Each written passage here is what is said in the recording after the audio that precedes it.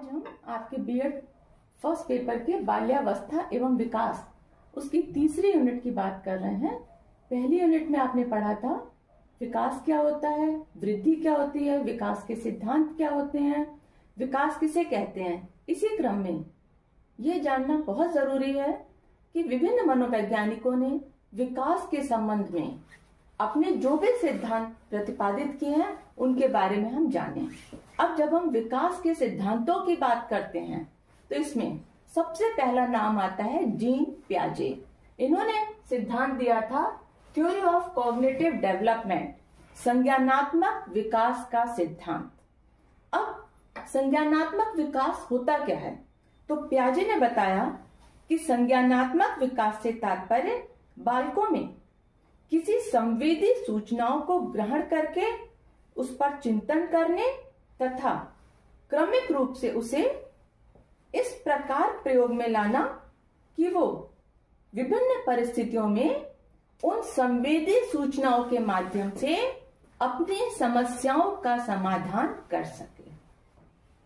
अर्थात कहने का तात्पर्य है कि पियाजे के अनुसार सबसे पहले जब हम वातावरण में कोई भी चीज देखते हैं तो उसके प्रति हमारे अंदर कोई ना कोई सेंसेशन या संवेदना उत्पन्न होती है और उसकी एक इमेज हमारे मस्तिष्क में बनती चली जाती है और उस इमेज को हम अपने मस्तिष्क में धारण कर लेते हैं और दोबारा जब हमें वो चीज दिखाई देती है तो हम बड़ी आसानी से उसका रिकॉल और रिकॉग्निशन कर लेते हैं। मतलब पुनः स्मरण हम उस चीज की और पुनः पहचान कर सकते हैं। तो यहाँ पर उन्होंने बात करी थी संवेदी सूचनाओं की, जिनका प्रयोग हम अपने मस्तिष्क में उनको अच्छी तरह से प्रयोग करते हैं, संवेदी सूचनाओं को मस्तिष्क में ग्रहण करते हैं और धीरे धीरे उन सूचनाओं के माध्यम से हम उनका प्रयोग करते चले जाते हैं। अब यहाँ पर पियाजे ने अपनी थ्योरी में, थ्योरी ऑफ कॉग्निटिव डेवलपमेंट में पियाजे ने 4 स्टेजेस बताए हैं। पहली सेंसरी मोटर स्टेज या संवेदी पेशी अवस्था, यह है जन्म से लेकर के 2 वर्ष तक की अवस्था। दूसरी प्री ऑपरेशनल स्टेज, जिसे हम प्राक संक्रियात्मक अवस्था 2 से 7 साल तक की अवस्था कहते हैं। और तीसरी स्टेज ऑफ कॉन्क्रीट ऑपरेशन, ठोस संक्रिया की अवस्था, जो कि 7 से लेकर के 12 साल तक की अवस्था है। और लास्ट है स्टेज ऑफ फॉर्मल ऑपरेशन, औपचारिक संक्रिया की अवस्था, जो कि 11-12 वर्ष से प्रारंभ होती है और प्रौढ़ावस्था तक जाती है। तो अब हम यहाँ पर क्रमशः एक एक अवस्था के बारे में बात करेंगे। सबसे पहले हम लेते हैं सेंसरी मोटर स्टेज, संवेदी पेशी अवस्था, जो कि जन्म से लेकर के 2 वर्ष तक की अवस्था है।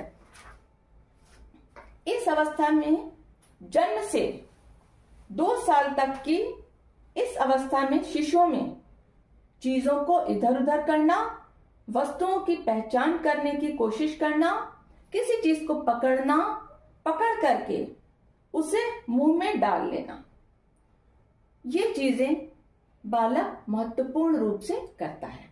अब पियाजे ने इस अवस्था में शिशुओं का बौद्धिक विकास बताया है और इन्होंने कहा कि इस अवस्था में शिशुओं का बौद्धिक विकास विभिन्न प्रकार की स्टेजेस से होकर के गुजरता है। इन स्टेजेस में सबसे पहला नाम इन्होंने दिया स्टेज ऑफ रिफ्लेक्स एक्टिविटी। यह जन्म से 30 दिन तक की अवस्था होती है। इस अवस्था में बालक केवल रिफ्लेक्स एक्टिविटी करता है।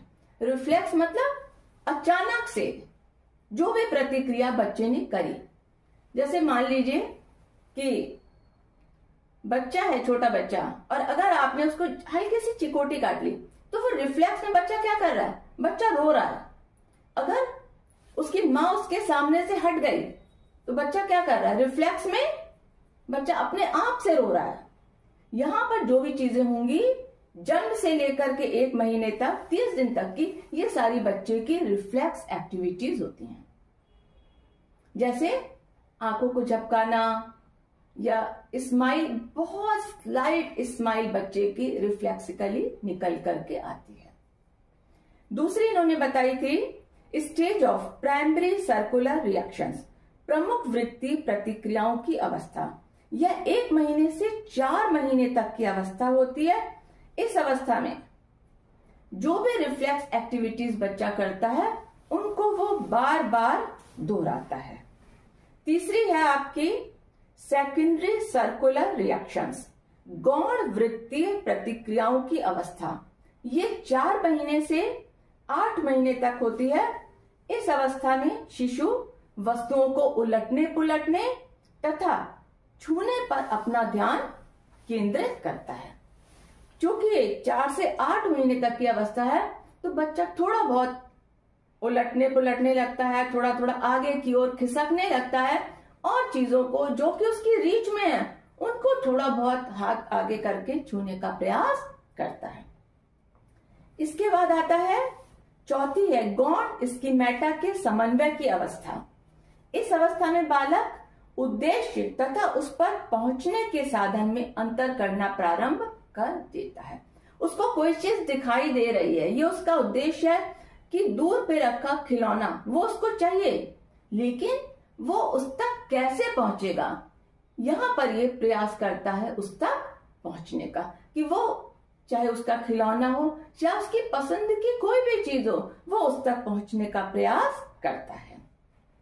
इसके बाद आती है स्टेज ऑफ टर्जरी सर्कुलर रिएक्शंस। ये है 12 से 18 महीने की। इस अवस्था में बालक ट्रायल और एरर मेथड से सीखने का प्रयास करता है। बार बार वो प्रयास करता है और बार बार त्रुटि करता है, लेकिन उसके अंदर एक उत्सुकता होती है चीजों को देख करके उस तक पहुंचने की या उस एक्टिविटी को करने की। इसके बाद इसमें छठी आती है, लास्ट है पहले की, stage of the invention of new means through mental combination, मानसिक संयोग द्वारा नए साधनों की खोज की अवस्था। ये आपकी 18 महीने से 24 महीने तक की अवस्था होती है।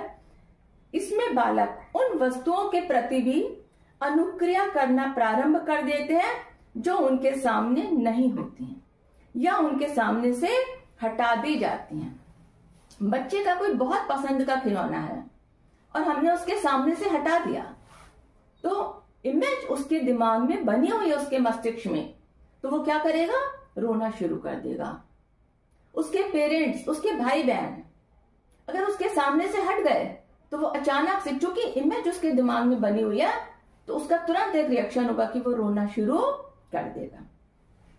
तो ये तो थी आपकी जन्म से 2 वर्ष तक की अवस्था, जिसको कि हमने कहा सेंसरी मोटर या संवेदी पेशी अवस्था। इसके बाद दूसरी अवस्था आती है प्री ऑपरेशनल स्टेज, प्राक संक्रियात्मक अवस्था।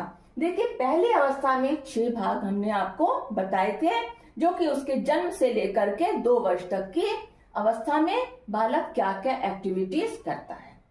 अब दूसरी अवस्था है आपकी प्री ऑपरेशनल। प्री ऑपरेशनल में इसमें मेन जो बालक का होता है, मुख्य रूप से बालक ध्यान देता है संकेतों और चिन्हों पर। यहाँ पर वो संकेतों और चिन्हों को समझने का प्रयास करता है। ये अवस्था है उसकी 2 साल से लेकर के 7 साल तक की अवस्था। किसी भी वस्तु की प्रतिमा उसके दिमाग में बन जाती है। कोई भी, मतलब अगर बच्चा दिन में कमरे में है और आपने लाइट ऑफ कर दी तो उसको समझ में आ जाएगा कि अंधेरा हो रहा है और वो एकदम से रोना शुरू कर देगा। उसको आप कमरे में अकेला छोड़ दीजिए, बच्चा बिल्कुल रोना शुरू कर देगा, क्योंकि अंधेरा है, उसको लग रहा है उसके आसपास कोई नहीं है और उसके दिमाग में एक अपनी माँ को लेके या किसी भी फैमिली मेंबर को लेकर के एक इमेज उसके दिमाग में बन गई है, तो वो उस इमेज को प्रत्यक्ष रूप से ढूंढने का प्रयास कर रहा है। जैसे उसने माँ की आवाज सुनी, तो दूर से अगर माँ ने आवाज दी तो उस आवाज से बच्चा रिकलेक्ट कर लेगा कि ये मेरी माँ की आवाज है या ये उस व्यक्ति की आवाज है जिससे वो बहुत ज्यादा जुड़ा हुआ है। तीसरी अवस्था आती है स्टेज ऑफ कॉन्क्रीट ऑपरेशन। ये है आपकी ठोस संक्रिया की अवस्था, 7 से 12 साल तक की। इस अवस्था की विशेषता है कि बालक आसानी से ठोस ऑब्जेक्ट्स, 2 ठोस ऑब्जेक्ट्स अगर उसके सामने हैं तो वो आसानी से उनको देख करके समझ जाएगा। लेकिन अगर आपने उसके सामने ठोस चीजें नहीं रखी हैं, सिर्फ आप नाम ले रहे हैं, तो बच्चा उस चीज को नहीं समझ पाएगा। उसके सामने वो चीजें प्रेजेंट होनी चाहिए, तभी वो उस चीज को कर पाएगा। 2 से 7 साल की अवस्था में, अगर 6-7 साल की अवस्था में आप बच्चे को रंगों की पहचान कराना चाहते हैं, तो आपको उसको विभिन्न प्रकार के रंगों को दिखाना होगा। ये लाल रंग है, ये हरा रंग है, ये पीला रंग है, ये नीला रंग है। केवल बिना रंग दिखाए आप उसको नहीं बता सकते। जो भी चीज आप उसको बता रहे हैं वो प्रत्यक्ष रूप से उसके सामने होनी चाहिए। इसमें आती है स्टेज ऑफ फॉर्मल ऑपरेशंस या औपचारिक संक्रिया की अवस्था। यह अवस्था लगभग 11 या 12 साल से प्रारंभ होकर ये बालक के एडल्टहुड तक जाती है, जिसको कि आप व्यस्क अवस्था भी कह सकते हैं। इस अवस्था में अब चूंकि इनकी मूर्त चिंतन के साथ साथ अमूर्त चिंतन भी प्रारंभ हो जाता है, व्यवहार में लचीलापन होता है, और जो चीजें इनके सामने प्रत्यक्ष रूप से मौजूद नहीं है, ये उनके बारे में भी चिंतन कर लेते हैं और बड़ी आसानी से समस्या का समाधान कर सकते हैं। तो पियाजे ने अपने संज्ञानात्मक विकास की 4 अवस्थाओं